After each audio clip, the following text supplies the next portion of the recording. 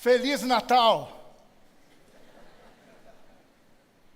Feliz Natal, sim. Porque as comemorações do Natal começam no Advento, nos encontros de Advento.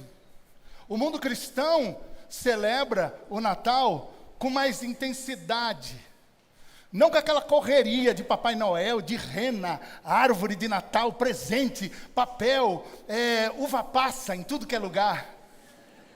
Não, o Natal ele é pensado desde o momento do Advento, o primeiro domingo do mês de dezembro, Advento, aguardando, esperando. Aí as celebrações, os textos bíblicos, os louvores, eles vão enchendo as comunidades e o povo do Senhor cantando que o Natal vem, vem, vem.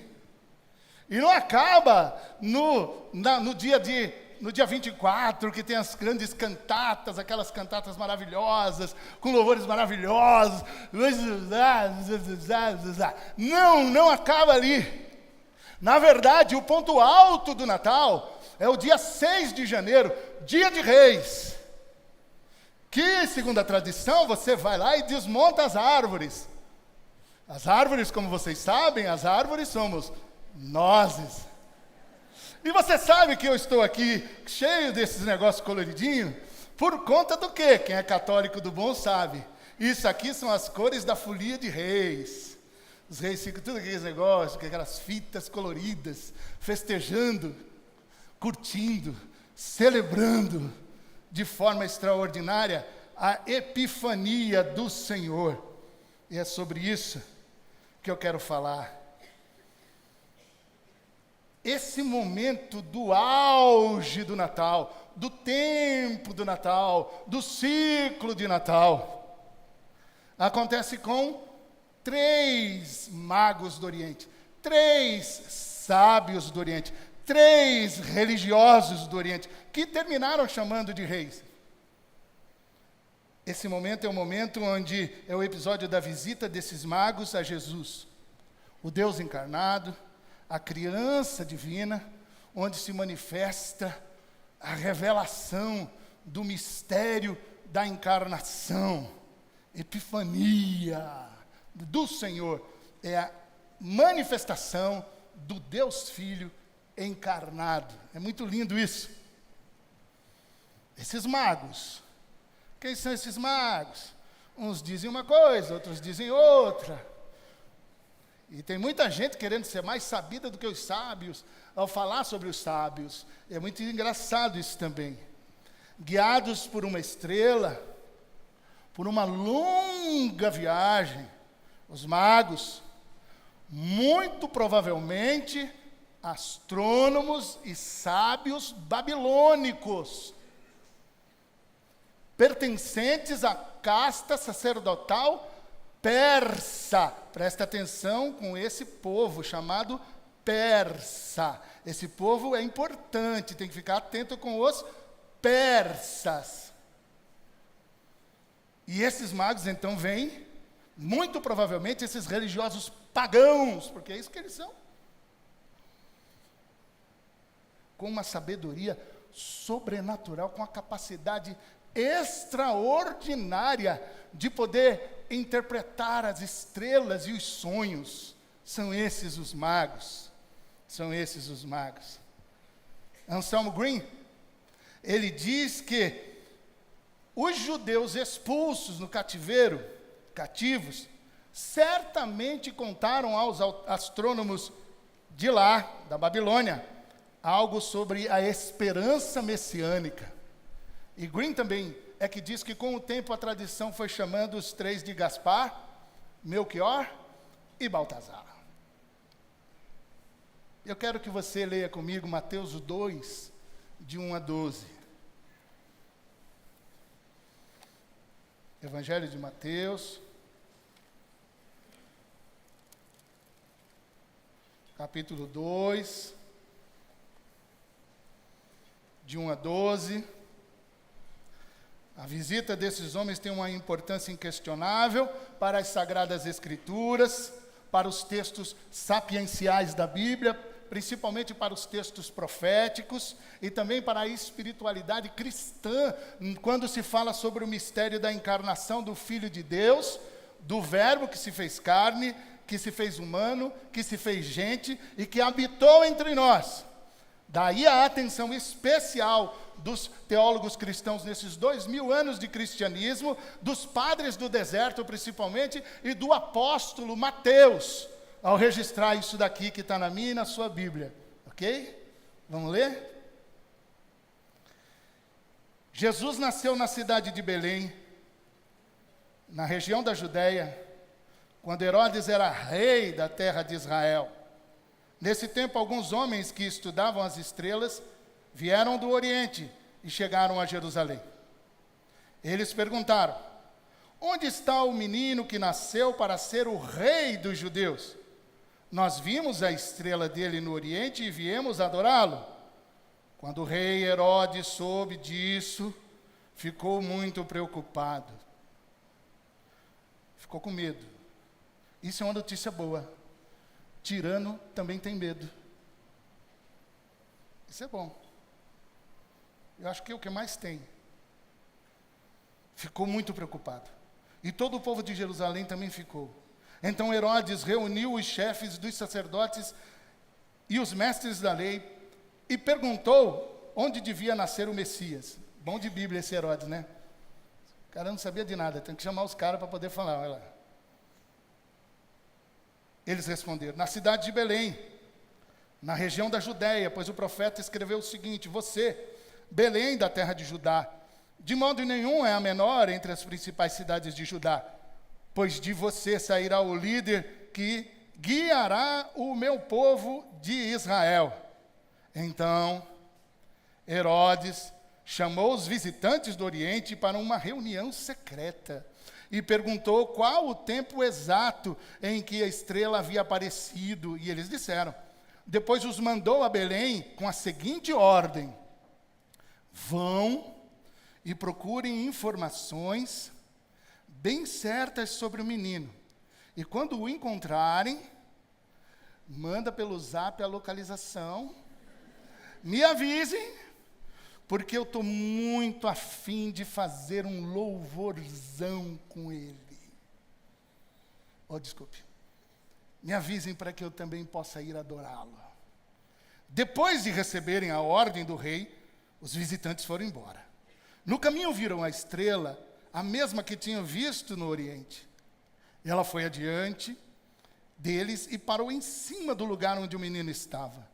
Quando viram a estrela, eles ficaram muito alegres e felizes. Essa é a base bíblica para a folia de reis. Eles ficaram muito alegres e felizes.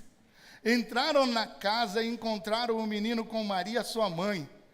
E então se ajoelharam diante dele e o adoraram. Depois abriram os seus olhos, os seus cofres, e lhe ofereceu presentes: ouro, incenso e mirra. E num sonho, Deus os avisou que não voltassem para falar com Herodes. Por isso voltaram para a sua terra por outro caminho. Voltaram para a sua terra por outro caminho. É impressionante isso. Isso é bonito. E quando a gente olha para a história desses magos, desses sábios, o que a gente pode aprender? O que esses sábios do Oriente representam? Quais lições podemos tirar para as nossas vidas e para o nosso desenvolvimento pessoal? Como a história dos chamados reis magos pode contribuir para uma espiritualidade mais profunda, menos superficial, menos líquida, menos blasé, menos posé. Como é que a gente pode aprender com esses religiosos pagãos? Será que tem alguma coisa para a gente aprender com eles? Todos sabem que as minhas leituras devocionais e meditativas eu bebo em fontes como a de Thomas Merton, Henry Nouwen, Inácio Larrañaga e Anselm Green. Eles me ajudam muito nas minhas meditações diárias, nas minhas horas devocionais, nas minhas releituras do Evangelho. Me ajudam, me abençoam demais. E eles me ajudam demais a responder também esse momento, que é o momento dos reis magos, ou dos magos, ou dos sábios do Oriente. Eles me ajudam muito com as perguntas. Quais perguntas que devo fazer para os textos? Quais as respostas que eu consigo encontrar na minha alma, no fundo do meu coração, para os textos? Mas, principalmente, eles me ajudam bastante para me conduzir à beleza do silêncio e do se aquietar diante da palavra. Mas esses camaradas, toda vez que os leio, eu percebo que eles são mestres para o nosso tempo. A arte viu os 3 reis como representantes das 3 fases, ou 3 idades da vida. A juventude, a meia-idade e a velhice. Se você pegar os desenhos e as obras de arte, você percebe isso. Mas também como uma imagem das 3 partes do mundo: Europa, África e Ásia. Quando se olha para esses 3, há essa representatividade. E só nisso, olhando para esses magos, eu pessoalmente não vejo dificuldade nenhuma em discorrer sobre temas atuais como xenofobia, empoderamento étnico-racial, intolerância religiosa e inclusão e convivência intergeracional, com todos os seus conflitos econômicos, culturais e sociais. Porque são essas coisas da verdade da história humana que estão ali misturadas com estrebaria, com vaquinha, com pastor, com anjo cantando. Não dá para descolar, sabe? Não dá para poder arrancar essa realidade para um presepinho do lado da nossa varanda, onde a gente tem ali um tanquinho de areia antialérgica. É algo que tem a ver com a história, tem muita história carregada no meio dessas leituras dos textos bíblicos. Mas sobre isso deixemos para outra oportunidade. Outra coisa também que eu tirei para esse nosso papo de hoje foi o tal do Herodes. O Herodes e os seus filhinhos, o 01, 02, 03. Isso aí fica para domingo que vem, na próxima pregação, quando eu vou pregar sobre o Herodes. Falarei sobre ele. Então fica sabendo já, você que está aqui, né? Domingo que vem, 11h30, sou eu de novo, se Deus quiser. Já entendeu, né? Então, tirando o Herodes aqui, vamos ficar nessa jornada com os magos e com os sábios. Os magos não representam apenas outros povos e culturas e outros caminhos religiosos, eles representam tudo isso, mas eles representam a grande busca, a busca de todo ser humano. Eles representam a grande busca de todos os seres humanos. É isso que eles representam. Porque estamos todos e todas a caminho. Estamos todos e todas procurando. Estamos todos e todas em peregrinação. Estamos todos e todas na jornada. Mas que jornada é essa? Primeiro, é uma jornada na busca do Deus encarnado. Mas isso é óbvio. Não tão óbvio. É a busca, uma jornada na busca do Deus encarnado. Uma busca de Deus na vida como ela é. Estou falando de uma busca no chão da vida, no tempo, no espaço, no ambiente da vida dos humanos, no terreno. É uma busca de Deus na saga dos humanos. Uma busca de Deus na saga dos humanos, com as suas complexidades, com as suas contradições, com os seus cansaços, com as suas desilusões, com os seus desencantos, com as suas desesperanças, com as suas rupturas, com as suas desconexões, com as suas ignorâncias e com as suas dores e as suas distopias, coisas de humanos.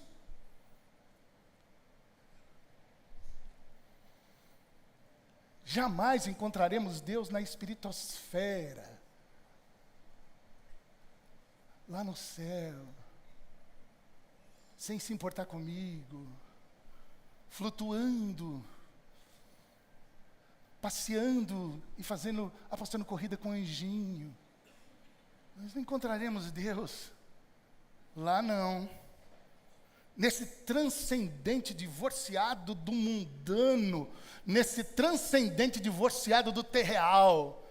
Não, lá você pode, se você quiser chegar lá, vai demorar para chegar se der.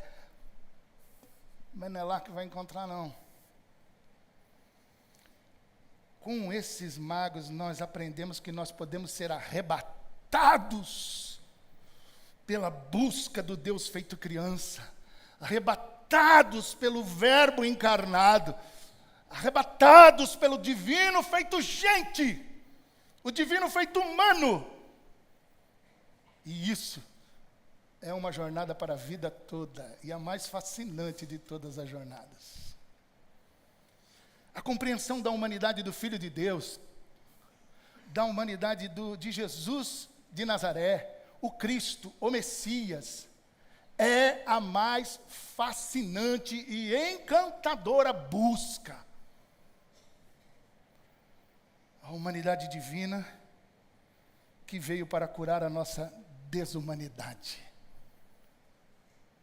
A humanidade divina que veio para curar a nossa desumanidade. Sabe por quê, meus irmãos? Porque somente Deus encarnado pode sobrepor e enfrentar qualquer opressão, violência, tirania ou dominação interna ou externa. Somente o Deus encarnado é que pode enfrentar e fazer oposição a isso tudo. Por isso que tem 2 textos na Bíblia que são maravilhosos, que estão nos escritos joaninos. João 1,14, que é clássico. Olha isso. A palavra se tornou um ser humano e morou entre nós, cheia de amor e de verdade. E nós vimos a revelação da sua natureza divina. Olha, e nós vimos a sua epifania. Nós vimos a revelação da sua natureza divina. Natureza que ele recebeu como filho único do Pai. Em outra carta dos escritos joaninos, que não significa que foi João que escreveu, 1 João, no capítulo 1, no comecinho, olha só que bonito isso. Estamos escrevendo a vocês a respeito da palavra da vida, que existiu desde a criação do mundo. Nós a ouvimos com os nossos próprios ouvidos e também vimos com os nossos próprios olhos. De fato, nós a vimos e com as nossas mãos nós tocamos nela. Quando essa vida apareceu, nós a vimos. É por isso que agora falamos dela e anunciamos a vocês a vida eterna que estava com o Pai e que nos foi revelada. Contamos a vocês o que vimos e ouvimos para que vocês estejam como? Unidos conosco. Assim como nós estamos unidos com o Pai e com Jesus Cristo, seu Filho. E nós escrevemos isso para que a nossa, não só a minha, nossa, não só a sua, mas para que a nossa alegria seja completa. Completa. Então é uma jornada dessa busca, com a ajuda do Espírito Santo, para entender esse Deus que se fez carne, que se fez gente. Mas é também uma jornada de grande anseio, um anseio maior, um anelo definitivo, uma aspiração que nos arranque do lugar comum, das expectativas e desejos apequenados. Um anseio que não lhe dará paz enquanto você não chegar. Sabe aquela coisa assim que você não fica em paz enquanto não chega? Aquele anseio. Mulher que está tendo neném sabe disso. Tem que chegar, quero ver o rostinho. Ai, que mistura toda aquela dor. Aqui, pá. Um anseio que não lhe dará paz até que você encontre. Até que você veja. Até que você ouça. Até que você cheire. Até que você toque. Até que você abrace. Até que você beije. Um anseio maior. Um anseio por Deus. Um anseio por tomar Deus como um menino em seus braços. E de repente se ver em seus braços, em seu colo. Até que de repente seja você a criança que se refestelou de tanto mamar. Com aquele arroto de que estou aqui. Aquele arroto gostoso de criança que está no colo de Deus.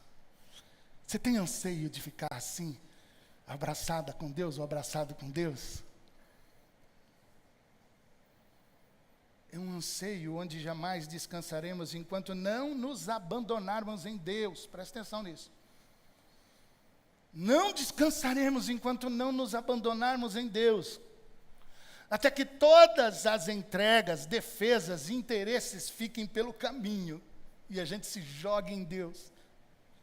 É um anseio por Deus que toma conta da gente e faz com que a gente comece a ver a face de Deus no rosto dos outros. Como diz um camarada, quase meu xará, Levinas. A face de Deus no rosto dos outros. O brilho de Jesus no rosto do irmão e da irmã.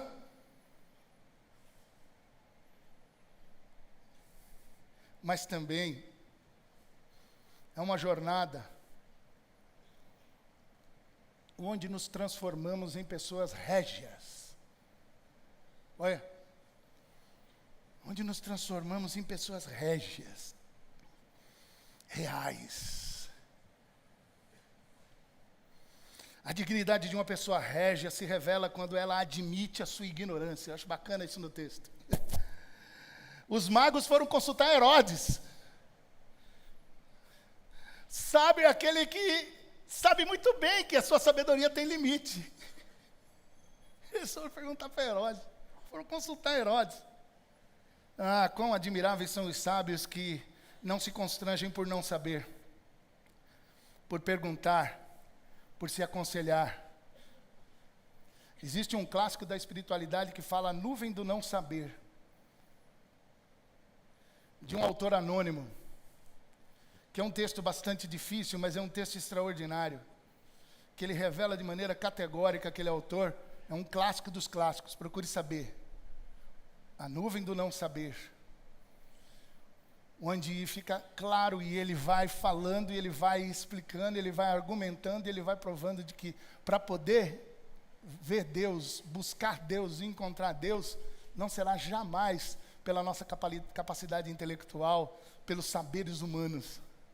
É a nuvem do não saber. Quando você se entrega absolutamente e fica falando Deus, Deus, Deus. E quando cai todas as artimanhas e articulações de argumentos, é que ali você começa a ter uma chance de talvez começar a perceber. Mas é um anseio por Deus. É um anseio por tomar esse Deus extraordinário, fantástico, que nos faz pessoas absolutamente dignas, régias. E essa dignidade, a dignidade de uma pessoa régia se revela quando a sua realeza não a impede de se ajoelhar. Interessante. A dignidade de uma pessoa régia se revela quando a sua realeza não a impede de se ajoelhar aos pés do menino Deus, do Rei dos Judeus, do Rei dos Reis, do Senhor dos Senhores. Perto do Rei dos Reis, não tem rei. A gente se ajoelha. A gente se ajoelha. Os caras, perto do Senhor dos Senhores, do Rei dos Reis, não tem sábio. A gente se ajoelha. Perto do grande mistério encarnado, não existe mágicos, caras que sabem tudo sobre sonhos e estrelas. Todos se ajoelham. Todos se ajoelham. A dignidade de uma pessoa régia se revela quando as posses, os títulos, o currículo, a imagem e a reputação vão perdendo a importância e vão perdendo o valor. A dignidade de uma pessoa régia se revela quando ela se entrega como ouro precioso, acrisolado e purificado como fogo. A dignidade de uma pessoa régia se revela quando ela se deixa queimar como incenso aromatizador de fumaça e cinzas perfumadas. Uma vida que se consome, que se deixa consumir para deixar o seu perfume. A pessoa régia tem dignidade régia. Por quê? Porque ela determina a sua própria vida, a sua própria história. Não se deixa dominar pelas outras. Jamais se deixa manipular ou usar. Os reis magos, meus irmãos e minhas irmãs, não voltaram pelo mesmo caminho. Os reis magos não voltaram pelo mesmo caminho. Padre Antônio Vieira, em seu sermão clássico longo, pensa num textão. Padre Antônio Vieira, no seu sermão clássico, vou dar a dica, já estou falando do final, na conclusão, ele conclui falando exatamente sobre isso, que os reis magos voltaram por outro caminho. Nossa, como Padre Vieira fala na conclusão do seu sermão, ele diz que os magos voltaram por outro caminho. Um caminho onde Cristo triunfa e não Herodes, o tirano.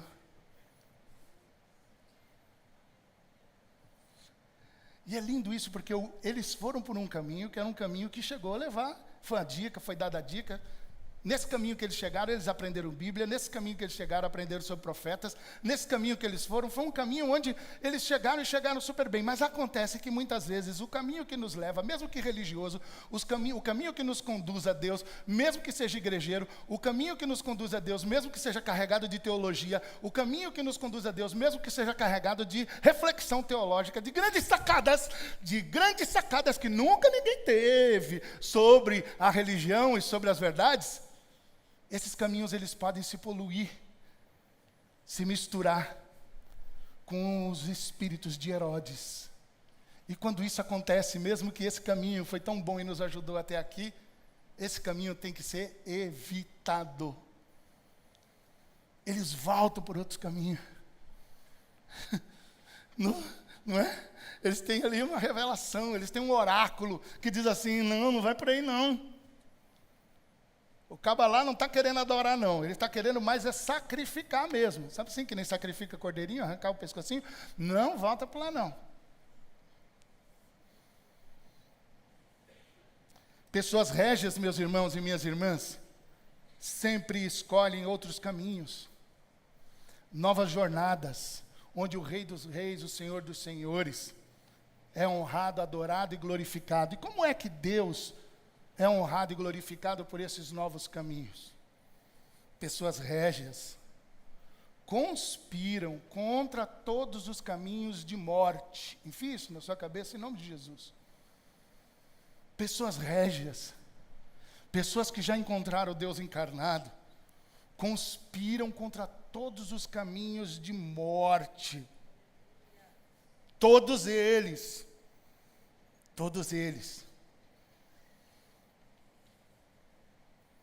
Entram na resistência contra tudo e todos que se unem para matar, roubar e destruir.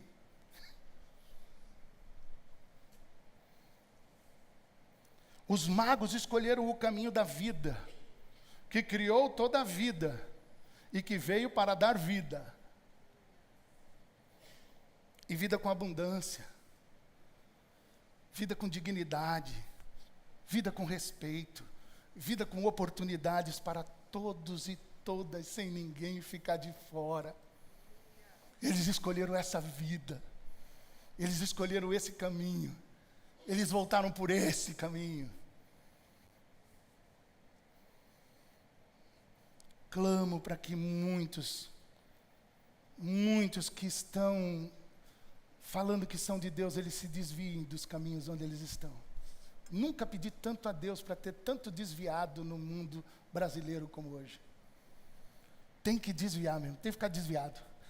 Tem que ir por um outro caminho. Pessoas régias são militantes da vida com abundância. Gente assim não tem nada a ver com matanças de inocentes. Gente assim não tem nada a ver com execuções, com infanticídios e com políticas de extermínio. Gente assim são pessoas régias que não são cúmplices de necropolíticas. Voltam por outro caminho. E indo para a conclusão, meus amados e amadas irmãs. Primeira vez que cheguei lá no Egito, fiquei de cara lá com a esfinge, fiquei bem na frente dela assim, as pirâmides lá, não sei o quê, e eu de cara para a esfinge assim. Aí fiquei pensando numa fala, uma frase que foi atribuída para a esfinge. Dizem: decifra-me ou devoro-te. Eu fiquei olhando para a cara dela. Assim. Falei assim, mas não é que a esfinge está certa? Aí eu fiz uma adaptação. Da frase da esfinge para mim. Que ficou assim. Levisão, se você não se decifrar, você vai devorar a si mesmo.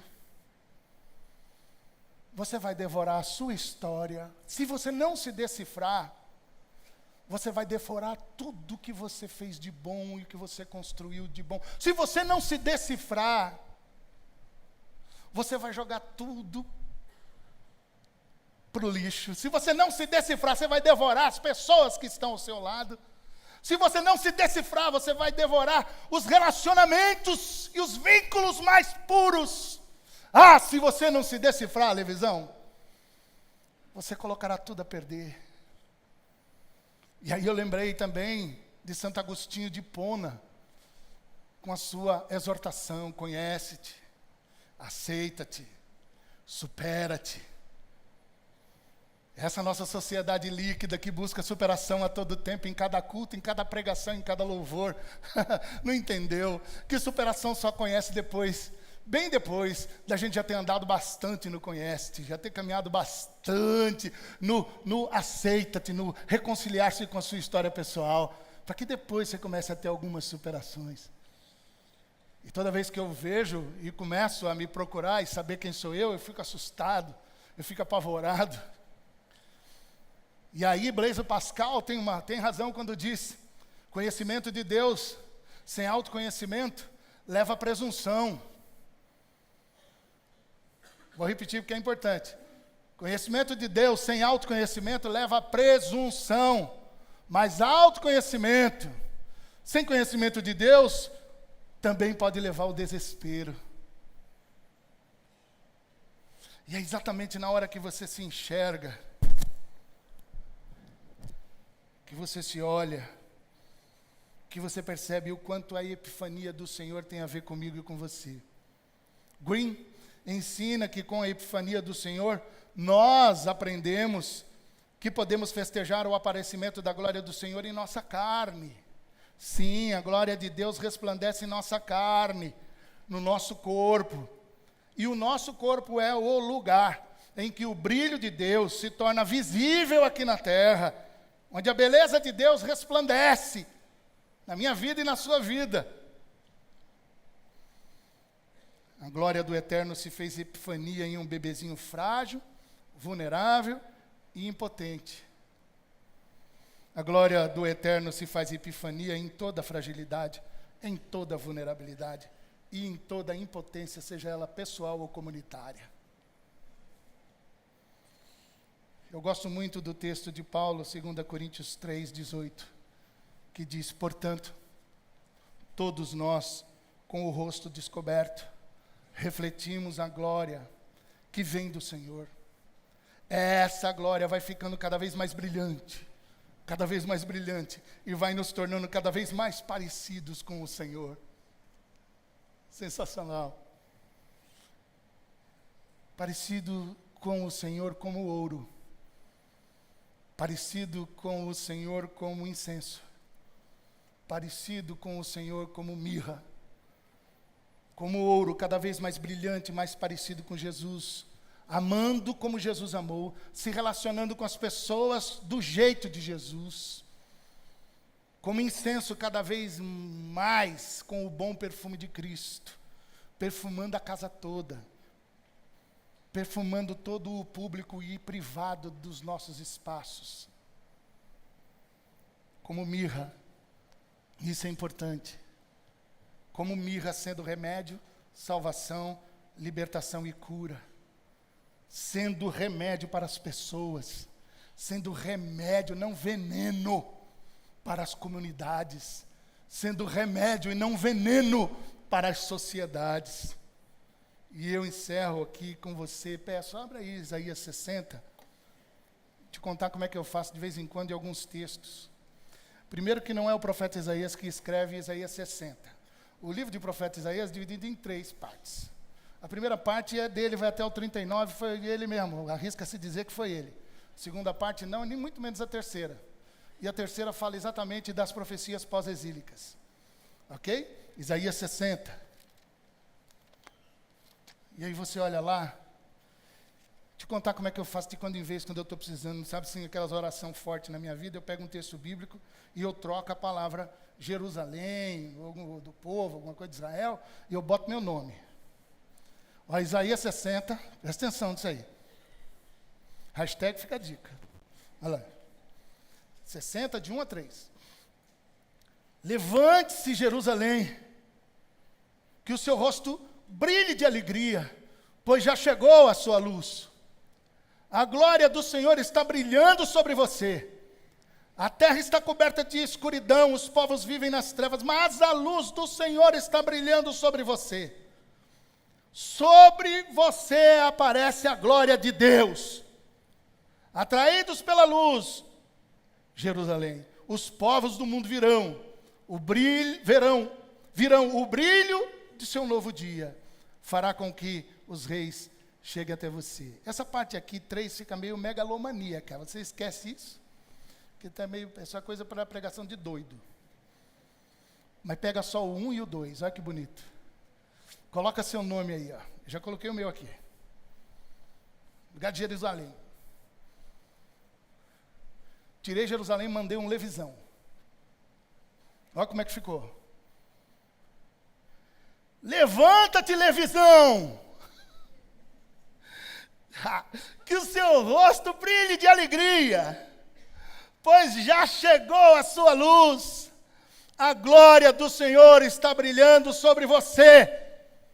A terra está coberta de escuridão, os povos vivem nas trevas, mas a luz do Senhor está brilhando sobre você. Sobre você aparece a glória de Deus, aleluia. Olha que beleza, televisão. Agora coloca seu nome aí. No lugar de Jerusalém, põe o seu. Colocou? Muito bem. Levanta-se. Levante-se. Que o seu rosto brilhe de alegria, pois já chegou a sua luz. A glória do Senhor está brilhando sobre você. A terra está coberta de escuridão. Os povos vivem nas trevas, mas a luz do Senhor está brilhando sobre você. Sobre você. Você. Aparece a glória de Deus. Aleluia! Amém? Então, manos, na epifania do Senhor a gente aprende que nós todos somos epifanias. Na epifania do Senhor, nós aprendemos que nós todos e todas somos reis e rainhas. E é isso que a gente tem que guardar no nosso coração, para que Jesus seja engrandecido e glorificado em todos os momentos da nossa vida. Graça, paz, justiça e bem da parte de Jesus de Nazaré sejam com vocês, com todos os amados de vocês. E Feliz Natal.